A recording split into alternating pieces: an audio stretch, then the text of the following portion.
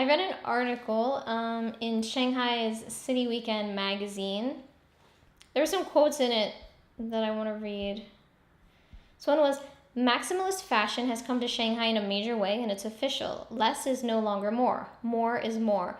More color, more prints, more exaggerated shapes, more androgyny, more absurdity. The bigger, the bolder, the louder, the brasher, the better. These designers' styles, the exaggerated shapes and brash colors of their current collections, look and feel different from fashion in China just a few years ago when minimalism ruled the day. Now, actually, I kind of feel opposite of this article. Being back, I feel like I've actually seen more minimalism on the street than I did when I lived and worked here back in 2013, 2014. I feel like there's actually more Western influence now. And I always thought Chinese people were pretty uninhibited when it came to their fashion style.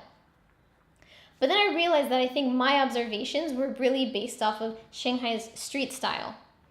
And which is kind of opposite of the article's observations, which they're really talking about runway style in Shanghai. So this was an article that covered the latest fall 2017 collections that were shown here at Shanghai Fashion Week last month.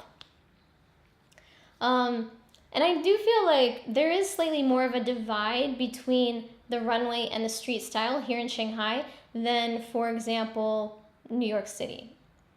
And it makes sense reading about some of these designers that show at Shanghai Fashion Week. So some of these designers, one is Feng Chen Wang, who is Chinese born, but actually based in London, not in China.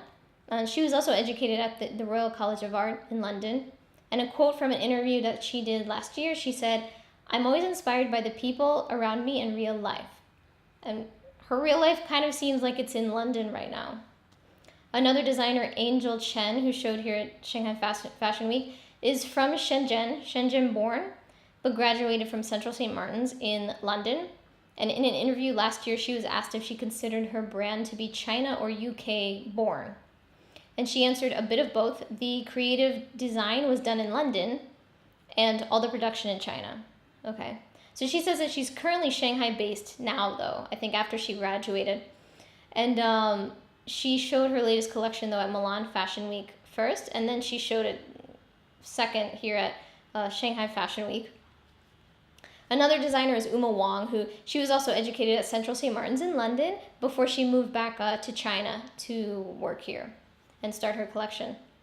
So whether a designer prefers minimalism or maximalism, I think that they can't help but be influenced by the trends that are happening in a place where they lived for 4+ years, meaning where they were educated. And they were being educated by most likely locals from that culture, meaning European people, Western people. And obviously trends in Europe are probably not the same trends that are happening in China. And this is where my confusion came from when reading this article. And I'll link the article below. So I think it does make sense when you're just referring to runway collections, which it wasn't quite clear when I was reading the article that they were just referring to runway collections. I was looking at it more thinking of more street style. But anyway, these China native designers, they definitely have a big advantage over Western brands. This opportunity to mix their Western education with their Eastern culture that they grew up with. And they definitely have an opportunity to bring about some pretty cool and unique designs that I think the Chinese consumer would probably really favor over Western brands.